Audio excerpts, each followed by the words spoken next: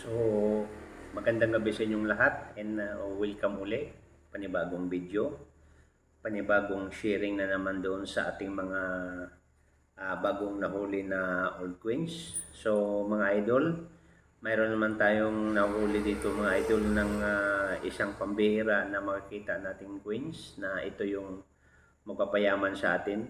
So, idol, kung baguhan ka pa lang sa ating YouTube channel, Bagong Pilipinas, Bagong Muka, please don't forget to subscribe, paki-like na rin at huwag kalimutan pindutin ang notification bell para lagi tayong updated sa ating mga video mga idol, no? Para mayroon tayong kaunting alam pagdating sa mga matatagal ng mga barya, no, na baka hawak mo na. So ngayon, continuous tayo at mayroon naman tayong i-share sa inyo about doon sa coins na ito na kung saan mga idol ay possible kung mayroon ka, tago mo rin mga idol dahil itong coins na to ay bihira lang natin ito makikita sa market, no? So, alam niyo mga idol, itong coins na pag-uusapan natin, nagsimula ito nung 1890s. So, kung 1890s mga idol, ang tagal na rin, no? So, katulad nung last, no, mayroon akong isang coins na ilathala na sa YouTube channel ko nung 1896 na Morgan. Ito naman mga idol ay 1890 hanggang 2007 ginamit ito sa circulation, no, itong coins na to, no. So kailang sa sobrang tagal, so grabe, no. Itong coins na to mga idol 1890 hanggang 2007 Idaho, United States of America mga idol, no, quarter dollar to.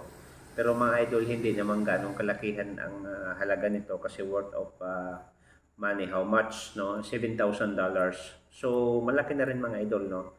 So, parang naka-treasure ka rin ito, no? Malaki-laki na rin yung $7,000, no? Siguro, times 54, 53, nasa around mga 200,000 mga idol. Pero, para ka na rin nanalo sa loto mga idol. So, ito ngayon mga idol pag-uusapan natin at hindi ko na patagalin, ipapakita ko sa inyo kung anong klaseng coins na ito. At alam ko mga idol, itong coins na to ay hindi mo pa ito nahawakan, no? Marami sa atin ito hindi pa nakakahawak ng coins na to mga idol. So, hindi natin patagalan mga idol. Go! So, mga idol, ito na yung coins, no? So, ipapakita ko sa inyo mga idol yung coins na nahuli natin, no? Bagong Muka, no?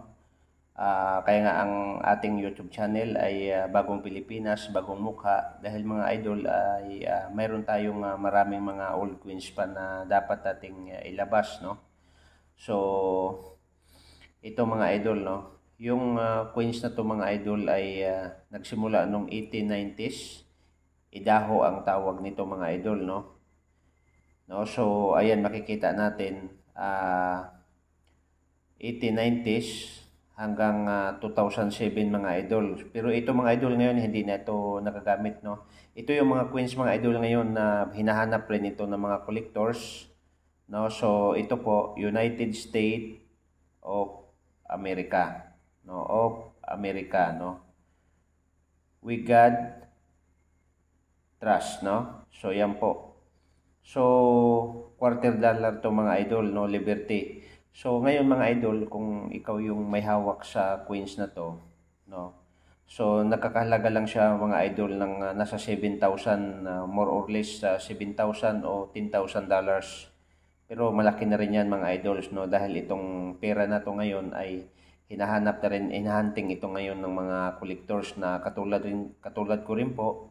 Ito ay binibili ko rin ito mga idol dahil malaking bagay ito na mayroon tayong hawak na ganitong uri ng mga coins mga idol dahil sobrang tagal na itong coins na to dahil nagsimula nung 1890s, no? Nawala sa circulation nung 2007. Kaya nga mga idol, kung tayo ay baguhan pa lang sa ating YouTube channel, so huwag kalimutan paki-subscribe, paki-like kung magustuhan mo tong video at paki-share na rin at paki-pindot ang notification bell mga idol dahil itong coins ito mga idol ay tataas at tataas pa ang presyo na to. So mga idol, hindi ko na patatagalin. At least nakita nyo yung bagong mukha ng Queens na naipaliwanag natin. So maraming salamat mga idol, and God bless sa inyong lahat. Welcome sa YouTube channel natin. Maraming salamat mga idol.